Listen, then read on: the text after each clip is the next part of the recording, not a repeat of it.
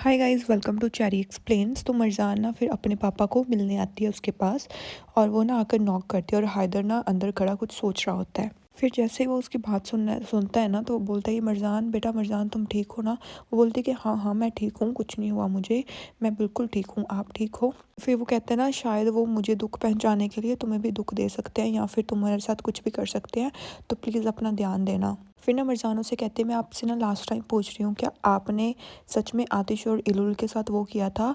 क्या आतिश सच कह रहा है या फिर गलत? आपने ऐसा नहीं किया ना उनके साथ, आप ऐसा कभी नहीं कर सकते ना, आप उन बच्चों को हार्म नहीं कर सकते ना। वो बोलते कि नहीं बेटा, मैंने तुमको सब सच बता दिया, मैं ऐसा क्यों करूँगा? हाँ, उन्होंने मुझे यहाँ पर इसलिए बंद रखा है कि मैं तुम्हें सच ना बता सकूँ, इसलिए वो सब कर रहे हैं। तुम मेरी बात ध्यान से सुनो। तो मरजाना कुछ नहीं बोलती, वो बोलता है कि बेटा चली गई क्या? बोलती कि नहीं नहीं पापा, मैं यहीं पर हूँ। फिर ना वो कहता है कि अब ना मुझसे क्वेश्चंस पूछने बंद कर दो बेटा, तुम्हें ना अपनी फैमिली के साथ खड़ा होना चाहिए, उन झूठे लोगों के साथ नहीं। तो इतना सुनते ही ना मरजाना से फिर से ऐसे शॉक सी हो जाती है। फिर वो अपने रूम में वापस आती है और खाना वगैरह लेकर आती है आतिश के लिए। तो जैसे ही वो अंदर आती है ना, तो देखती है कि आतिश ना ऐसे चुपचाप लेट रहा होता है और उससे वो बिल्कुल भी बोल नहीं रहा होता। वो खुद बोलती रहती है कि देखो, मैं तुम्हारे लिए खाना लेकर आई हूँ और ये खा लो जल्दी से। फिर ना तुम्हें तुम्हारी दवाइयाँ भी लेनी है और खाली पेट दवाइयाँ नहीं ले सकते, तो जल्दी से ये खा लेना, ठीक है? अब खड़े हो जाओ। तो आतिश कुछ नहीं बोलता, वो ऐसे लेटा होता है बेचारा और बेहोशी के हालत में होता है। जैसे ही मरजान उसकी तरफ देखती है ना, तो वो शॉक हो जाती है कि आतिश ऐसे क्यों पड़ा है। तो ना फिर वो जैसे ही आतिश को ऐसे हाथ लगाती है ना, तो आतिश नहीं उठता। फिर ना वो चीखने लगती है कि आतिश, आतिश तुम ठीक हो ना? आतिश उठो ना, आतिश तुम ठीक हो? पर ना आतिश गाइस फिर भी नहीं उठता। फिर वो उसका फेस पकड़ लेती है और बोलती है कि आतिश क्या हो गया तुम्हें, क्या तुम ठीक हो? तो फिर ना आतिश सांस लेता है, तो वो कुछ बोलने लगता है। तो वो बोलती है कि थैंक गॉड तुम ठीक हो, तुमने मुझे बहुत ज़्यादा डरा दिया था, मैं तुम्हारे साथ ऐसा कुछ नहीं होने दूंगी, अब बहुत हो चुका। तो ना मरजान बहुत ज़्यादा डर जाती है आतिश के ऐसे हालात देखकर। फिर ना मरजान कहते हैं, ये मेरी ही मिस्टेक थी जो मैंने तुम्हारी बात मानी, मुझे ना शुरू से तुम्हारी बात कोई भी नहीं माननी चाहिए थी। और फिर ना वो उसका टेम्परेचर चेक करने लगती है और उसको पता चलता है कि इसको तो बहुत ज़्यादा फीवर है। फिर वो बोलती है कि मैं डॉक्टर के पास फ़ोन कर रही हूँ और डॉक्टर के पास तुम चल रहे हो, मुझे नहीं परवाह तुम्हारी फैमिली मेरे बारे में क्या सोचती है और क्या करती है, मुझे किसी की परवाह नहीं है, मुझे सिर्फ तुम्हारी परवाह है। वो जैसे जाने लगते हैं ना, तो आतिश उसका हाथ पकड़ लेता है और वो ना ऐसे बेहोशी वाली हालत में बोलने लगता है कि मरजान प्लीज़ मत जाओ, प्लीज़ मत जाओ, मुझे प्लीज़ छोड़कर मत जाओ, तुमने मुझ मेरे साथ प्रॉमिस किया था ना कि तुम मुझे छोड़कर कहीं नहीं जाओगे, तो प्लीज़ मत जाओ। फिर ना मरजान बिल्कुल उसके पास आ जाती है और वो सुनते हैं कि ये क्या कह रहा है। फिर वो फिर कहती है कि प्लीज़ मुझे छोड़कर मत जाना मरजान, मैं तुम्हारे बिना नहीं रह सकता। तो मरजान ना उसका फेस पकड़ कर कहती है कि मैं कहीं नहीं जा रही हूँ और मैं तुम्हें कभी भी छोड़कर कहीं नहीं जाऊँगी, फाइनली थैंक गॉड। फिर ना मरजान फिर से उसका टेम्परेचर वगैरह चेक करने लगती है। तो वो देखते हैं कि इसको बहुत ज़्यादा टेम्परेचर हो रहा है और ना उसके गाँव पर ना फिर से वो स्टार्ट हो जाता है। तो वो बोलते हैं कि मुझे ना तुम्हारी ड्रेसिंग चेंज करनी होगी और वो जल्दी से फर्स्ट एड किट उठा कर लेकर आती है। फिर ना सीन शिफ्ट हो जाता है हैदर पर। तो हैदर ना बाहर आवाज़ें लगा रहा होता है कि मुझे यहाँ से बाहर निकालो, मुझे यहाँ से बाहर निकालो। पर उसको ना ऐसे फील हो रहा होता है कि यहाँ पर कोई है। तो वो बार बार चिल्लाता है कि कहीं कोई है क्या, बाहर कोई है क्या? पर बाहर कोई नहीं होता। फिर ना उसको बार बार छोटा ताहिर दिखने लगता है कि वो लाइंस क्रिएट कर रहा हो और इलुल उसको बोल रही है कि भाई मुझे ना बहुत ज़्यादा डर लग रहा है। वो बोलता है कि कोई बात नहीं, डरो मत, डॉर भी लोग है ना, तो तुम्हें यहाँ पर कोई भी सताने नहीं आएगा और कोई भी अंदर नहीं आ सकता, तो तुम्हें डरने की ज़रूरत नहीं है। फिर ना वो लाइंस देख लेता है हैदर कि वहाँ पर लाइंस लगी हुई हैं, जिसे देखकर ना थोड़ा हैदर घबरा सा जाता है। फिर वो बोलता है कि मैं हैदर हूँ और मैं इतनी जल्दी नहीं मर सकता। फिर उसके बाद सीन शिफ्ट होता है मरजान पर। तो मरजान ना वो बोलती है कि मैंने इतना ज़िद्दी बंदा अपनी ज़िंदगी में आज तक नहीं देखा।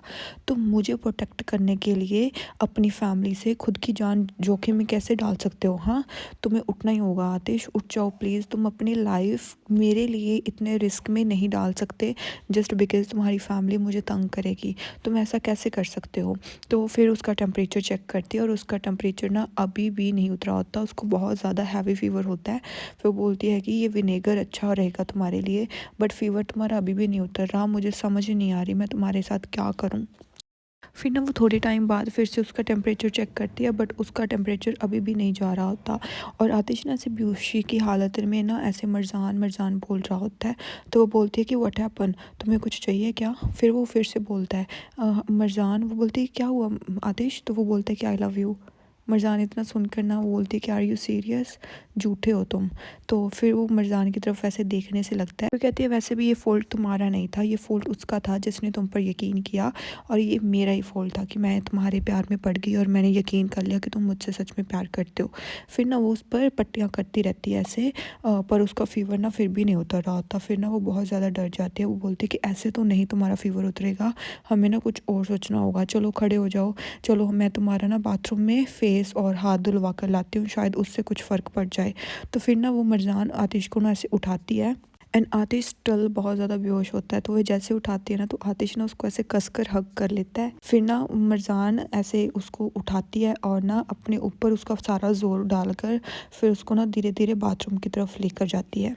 और आतिश से ना लाइक चला भी नहीं जा रहा होता, वो बहुत ज़्यादा बीमार होता है जस्ट बिकॉज ऑफ पेन, उसको बहुत ज़्यादा फीवर हो गया होता है। फिर ना मरजान उसको अंदर लेके जाती है और उसके ना कपड़े उतारती है ताकि वो शावर ले सके।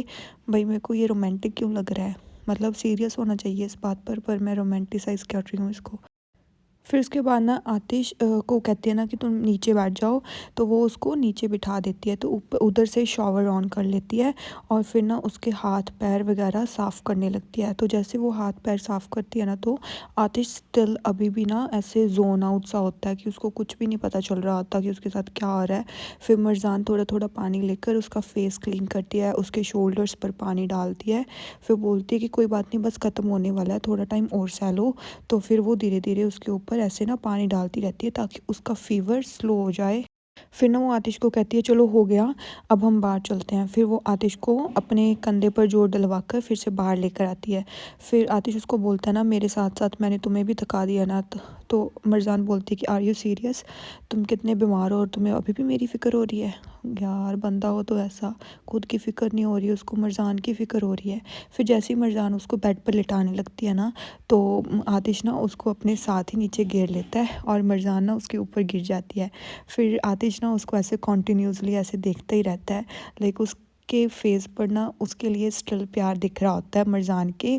तो फिर मरजान उसकी तरफ देखने लगती है, तो वो बोलता है कि मरजान, वो बोलती है कि हाँ, वो कहता है कि मुझे पता है कि तुम अभी भी मुझसे प्यार करती हो, and I can see that you also love me. वो बोलती है कि नहीं, I don't love you any more, मैं अब तुमसे नहीं करती। तो फिर वो बोलता है कि ऐसा झूठ मत बोलो, मैं सब देख रहा हूँ तुम्हारी आंखों में। तो मरजाना फिर उसकी तरफ ऐसे देखने लगती है, तो बोलती है कि बातें मत करो, चलो चलो सो जाओ अब, और तुम्हें ना सोने की ज़रूरत है।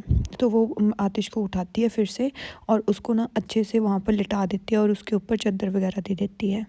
फिर ना वो फिर से देखती है कि लाइक उसको अभी भी फ़ीवर होता है, तो फिर वो ना जल्दी से विनेगर में क्लोथ वगैरह डिप करके ना फिर उसके माथे पर रखने लगती है, और उसका फ़ीवर अभी भी नहीं जा रहा होता। तो मरजाना बहुत ज़्यादा ऐसे वरीड हो जाती है कि अब वो क्या करे।